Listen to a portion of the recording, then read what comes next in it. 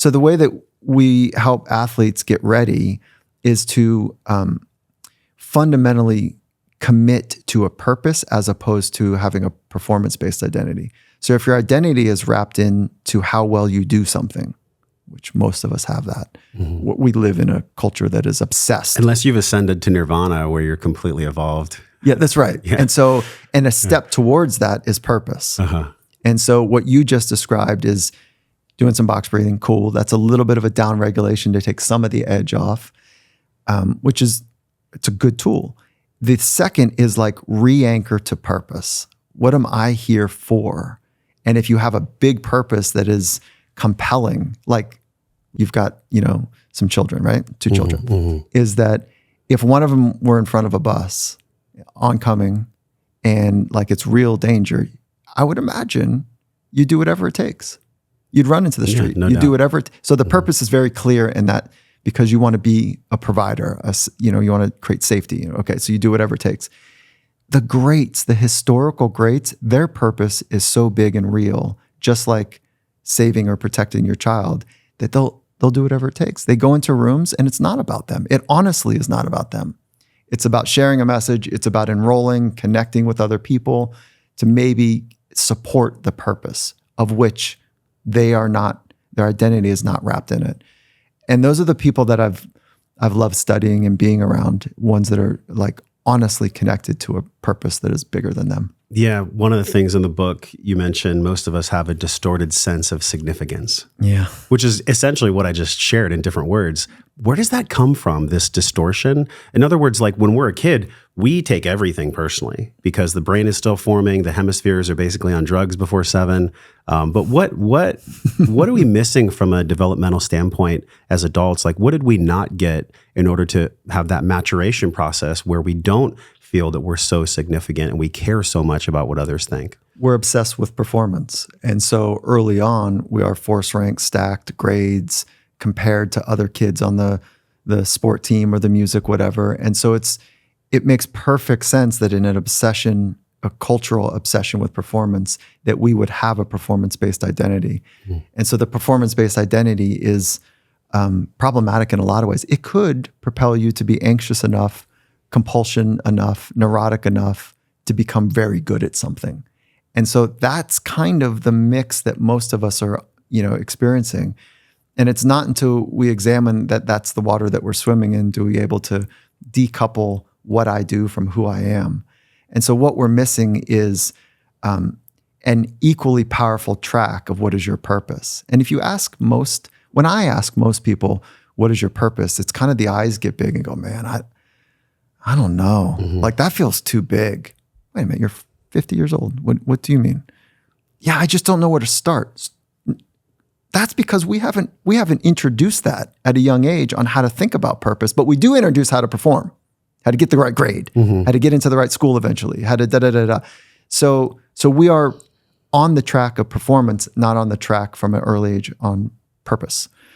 And so I just think that is one of the great inoculations to the fear of people's opinions is to know your purpose. And when you do that, be about it as best you possibly can. And it's a hard thing to practice for somebody who hasn't developed that muscle over time. Oh, yeah. Yeah. And so many people either comment or write in and they literally say what you just said, I don't know my purpose. And it's all ages. It could be like 18 to 50 plus. There is no purpose 101 in school. Like it doesn't exist. But what could we do? This is why we see kind of the deconstruction of traditional education right now, especially the unschooling movement, people doing homeschooling.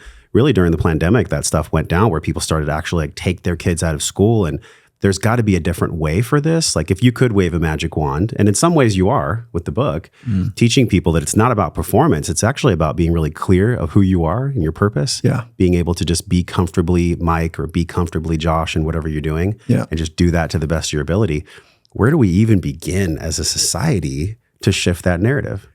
Oh, I think we've got to act locally, and be about it first. So for your community to hear you say that and say, well, where do I start? It starts with being about it.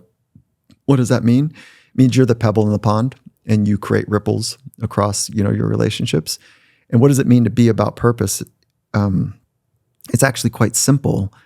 but let me thin slice it before we get to the grandiose purpose. Yeah. So a thin slice way to practice purpose is you would say like, what is my purpose for today? What is my purpose, fill in the blank role? What is my purpose as a father today? And so you're just thin slicing it where it doesn't feel overwhelming and huge. And then you practice over time. After you practice daily purpose, you would practice like, what's my purpose this month? What's my purpose this quarter? What's my purpose this year? And so over time, when you practice purpose thinking, eventually you're like, because in the background, you're like, what is my life purpose? What is it? You just get a little closer because you're practicing. Just like any other skill in sport or performance, you start in a calm, controlled, exploratory environment, and you start learning the skill there. And then you move up to something that is rugged eventually, and maybe even into consequences. So you start stacking intensity on top of the skill to be able to get better at it. So you push the edges. And that's how I think we would start with purpose. And there's 3 ways to get more clear on just about anything. It begins with some awareness, right? So awareness training comes from mindfulness, a la meditation. It comes with conversations with people of wisdom and journaling. Those are the 3 that I'm familiar with, at least. Those 3, if you have that practice, you become more aware. And what we're talking about here is more aware of what is my life efforts about.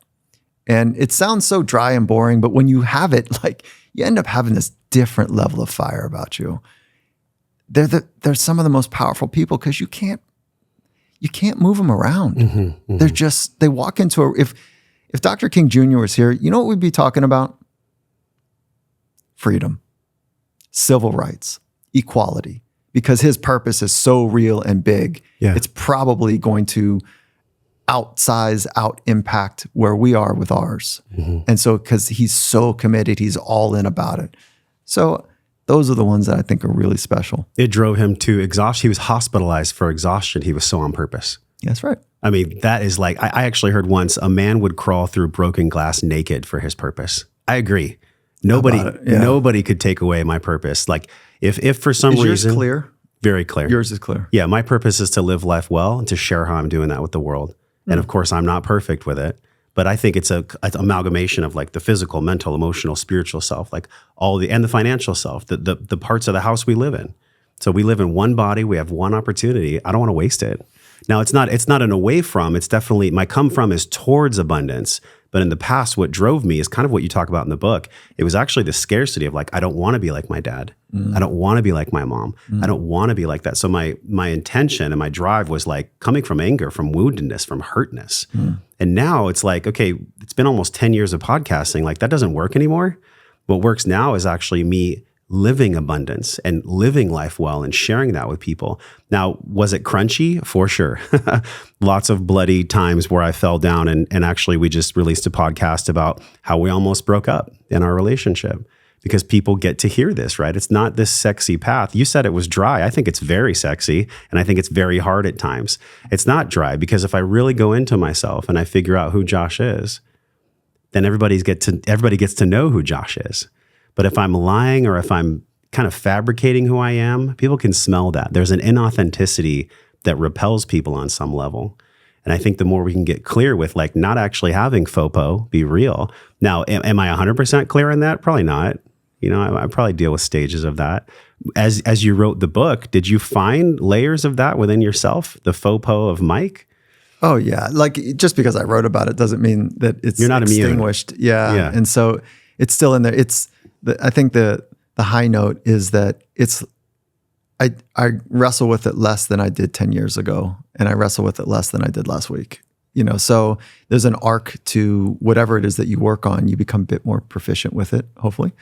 And yeah, so I worry a lot less than I ever did, and that's because purpose is a bit more clear for me. And I've got a round table of people that have demonstrated time under tension. And they care about the wellness that I'm trying to create within me and for that. And so I feel like I'm connected in a way that I've given myself to be seen, and they've said, I see you, I got your back. And so when you have a mini tribe like that will hold you accountable to the words that you say, the actions that you take, the way that you organize your life, there's an exponential kind of gift that comes out of that as well. So I'm not trying to please them. I'm trying to be true to me.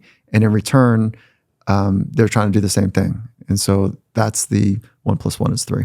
Check out some of the videos on this screen that are perfectly curated based on the video you just saw. Make sure you follow me, and I'll see you in the next video.